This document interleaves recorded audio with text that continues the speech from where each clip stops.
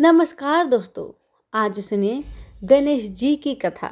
पौराणिक कथाओं के अनुसार एक बार लक्ष्मी जी को स्वयं पर अभिमान हो गया कि सारा जगत उनकी पूजा करता है और उन्हें ही पाने के लिए लालायित रहता है। उनकी इस भावना को भगवान विष्णु समझ गए।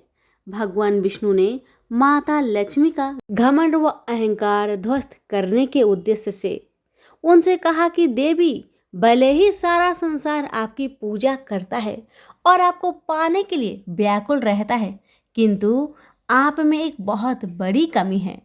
आप अभी तक अपूर्ण है। जब माता लक्ष्मी ने अपनी उस कमी को जानना चाहा, तो विष्णु जी ने उनसे कहा कि जब तक कोई स्त्री माँ नहीं बनती, तब तक वह पूर्णता को प्राप्त नहीं करती। आप निसंतान होने के कारण अपूर्ण है। यह जानकर माता लक्ष्मी को बहुत दुख हुआ। उन्होंने अपनी सखी पार्वती को अपनी पीड़ा बताई और उनसे उनके 2 पुत्र में से गणेश को उन्हें गोद देने के लिए कहा। माता लक्ष्मी का दुख दूर करने के उद्देश्य से पार्वती जी ने अपने पुत्र गणेश को उन्हें गोद दे दिया। तभी से भगवान गणेश माता लक्ष्मी के दत्तक पुत्र माने जाने लगे। गणेश को पुत्र रूप में पाकर माता लक्ष्मी अति प्रसन्न हुई और उन्हें गणेश जी को यह वरदान दिया कि जो भी मेरी पूजा के साथ तुम्हारी पूजा नहीं करेगा, मैं उसके पास नहीं रहूंगी। इसलिए सदैव लक्ष्मी जी के साथ उनके दत्तक पुत्र भगवान गणेश की पूजा की जाती है। तो सभी प्रेम से बोलिए गणेश महाराज की जय। एक गांव में एक सेठ और सेठानी रहते थे। वह बहुत ही धार्मिक प्रवृत्ति के थे और गणेश भगवान के अनन्य भक्त थे। वह दोनों बिना चुके हर बुधवार को गणेश भगवान का व्रत रखते थे और शाम को 11 ब्राह्मण को भोजन खिलाने के बाद ही अपना व्रत खोलते थे। सेठ जी का काफी बड़ा परिवार था। वह सब आपस में बड़े प्यार और भाईचारे से रहते थे। लेकिन सेठ और सेठानी की कोई संतान नहीं थी। इस विषय पर परिवार और गांव के लोग आपस में कानाफूसी करते थे। कहते कि सेठानी बाज है। ये सब बातें सुनकर सेठ और सेठानी बहुत दुखी होते थे। एक बुधवार के दिन सेठ और सेठानी गणेश जी की पूजा संपन्न करके मंदिर के बाहर आ रहे थे। तभी उन्हें सीढ़ियों पर एक छोटा सा बच्चा अकेले बैठा हुआ दिखा। बच्चे को देखते ही दोनों उसके पास गए और पूछा कि तुम्हारे माता पिता कहाँ हैं और तुम अकेले यहाँ क्या कर रहे हो।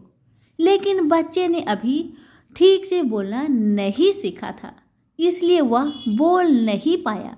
वह दोनों बच्चे के पास शाम तक बैठे रहे। तब तक पंडित जी और सेठानी ने नौकरों के आसपास जाकर बच्चे के माता पिता को खोजने की कोशिश की, लेकिन उन्हें बच्चे के माता पिता या बच्चा खोने की कोई खबर नहीं मिली। फिर पंडित जी ने उस बच्चे को सेठ और सेठानी को घर ले जाने के लिए कह दिया। साथ में ये भी कहा, अगर बच्चे के माता पिता यहाँ पर आते हैं तो मैं स्वयं उनके पास ले आऊंगा। सेठ और सेठानी खुशी मन से उस नन्हे बालक को अपने साथ घर ले गए। सेठानी ने बच्चे का नाम अपने आराध्य भगवान गणेश के नाम पर गणेश रखा और बड़े लाड़ प्यार से उसका पालन पोषण शुरू कर दिया। कुछ दिनों के बाद उसी गांव में एक ठग पति पत्नी आए। उनका इरादा गांव के सबसे अमीर आदमी को ठगने का था। वह दोनों ठग गणेश जी के मंदिर के सीढ़ियों पर बैठे सोच विचार कर रहे थे। कुछ समय बाद वहां पर पंडित जी आए और गांव के अनजाने लोग के दिखते ही उनसे पूछा, क्या आपका बच्चा खो गया है? दोनों ठग तो चोरी चकारी के लिए बहाना ढूंढ ही रहे थे, इसलिए उन्होंने तुरंत कह दिया हाँ। तब पंडित जी ने कहा, चिंता की कोई बात नहीं, आपका बच्चा एक सेठ के घर पर पल रहा है। पंडित जी ने उन दोनों को सेठ जी के घर ले गए। गणेश के माता पिता आए। यह खबर सुनकर सेठ और सेठानी बहुत दुखी हुए। सेठ जी ने उन दोनों पति पत्नी को एक रात के लिए अपने अतिथि गृह में ठहराया। अब वह दोनों ठग सिर्फ मौके के फिराक में थे।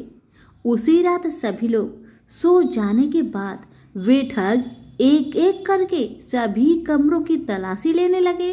तलाशी लेते लेते वह दोनों तिजोरी वाले कमरे में पहुंच गए।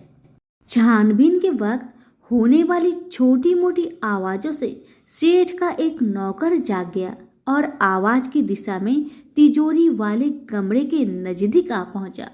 उसने चुपके से अंदर झांक कर देखा तो दोनों मेहमान कीमती सामान चुरा रहे थे।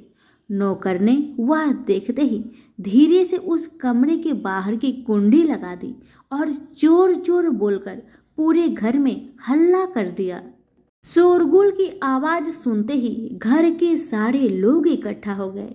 फिर सेठ ने उन दोनों चोर पति पत्नी को कमरे से बाहर निकाला और सुबह सुबह पंचायत में हाजिर कर दिया। सेठ जी ने सरपंच जी को पूरा कहानी बताया और कहा कि ये दोनों तो चोर है। अब हम पुत्र गणेश को इन दोनों को नहीं देंगे। लेकिन वह दोनों ठग पति पत्नी अपनी जिद पर अड़ गए और बच्चे को ले जाने की जिद करने लगे। सरपंच जी ने इस गंभीर समस्या का एक तोड़ निकाला। उन्होंने सेठ जी और दूसरी औरत को गणेश के सामने खड़ा कर दिया और कहा, जिसके भी आंचल से दूध की धार गणेश के मुख में जाएगी, बालक गणेश उसके पास ही रहेगा। फिर वे दोनों अपने अपने आंचल मुंह के सामने फैलाकर खड़ी हो गई। सेठानी जी मन ही मन गणेश भगवान का नाम जप कर रही थी।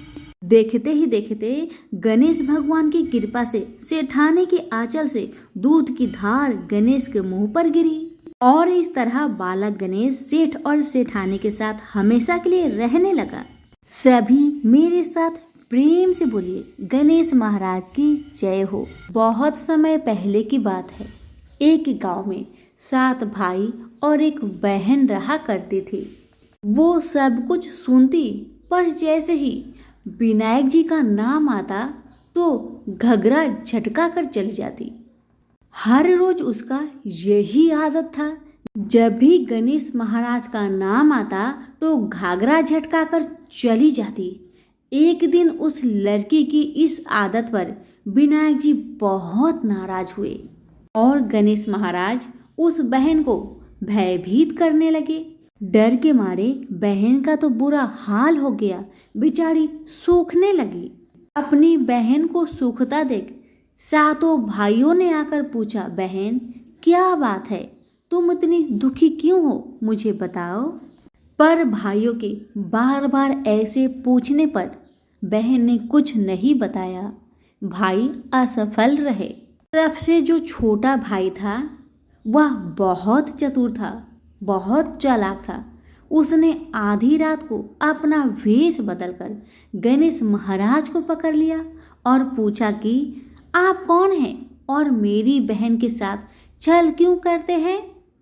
भाई की बातें सुन गणेश जी बोले, मैं तो गणेश महाराज हूँ। तेरी बहन सारी बातें सुनती है, पर जैसे ही मेरा नाम आता है तेरी बहन दूर चली जाती है, इसलिए मैं उसे डराता हूँ। भाई ने पूछा कि आप इसका उपाय बताए तो गणेश जी बोले कि कोई भी कहानी कहो तो गणेश जी की कहानी कहे बगैर नहीं उठना चाहिए। बहन ने उस दिन से नियम रखा कि वह रोज गणेश जी की कहानी सुनेगी और कहानी सुनने के बाद ही कुछ खाएगी और बहन हर रोज ऐसा ही किया। अब तो बहन कहानी सुनने के बाद ही कुछ खाया करती थी। इस तरह से गणेश जी महाराज बहन पर प्रसन्न रहने लगे और उसकी सारी मनोकामनाएं को पूरी करने लगे। गणेश महाराज की आशीर्वाद से उस बहन को अच्छा घर और अच्छा वर मिला। तो प्रेम से बोलिए, गणेश महाराज की जय हो।